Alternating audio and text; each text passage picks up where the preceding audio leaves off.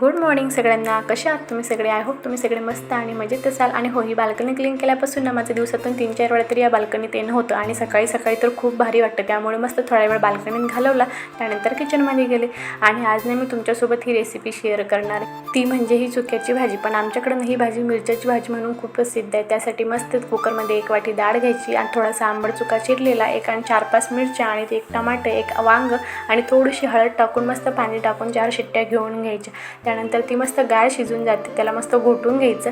आणि त्यानंतर कढईमध्ये 2 पळ्या तेल टाकायचं, थोडंसं जिरं, मोहरी आणि आलं लसूणची पेस्ट, कढीपत्ता आणि धना पावडर आणि थोडासा मसाला टाकून आपण जे वरण शिजवून घेतलेलं होतं ते टाकायचं. आणि आपल्याला जेवढं पाहिजे ना तेवढं मस्त पातळ करून घ्यायचं. त्यानंतर त्यामध्ये थोडासा शेंगदाण्याचा कूट टाकायचा भाजून आणि मीठ टाकायचं आणि कोथिंबीर टाकायची. आणि ही भाजी ना पातळ खूप छान लागते. आणि आमच्याकडे बुलढाणा साईडकडे ना आठवड्यातून एकदा तरी सगळ्यांच्या घरी बनवली जाते. त्यानंतर ना मस्त संध्याकाळची वेळ झाली होती, मग चहा ठेवला आणि आम्हाला ना थोडंसं सिटीत जायचं होतं. म्हटलं चला सोप्यासाठी ना कवर घेऊन ये.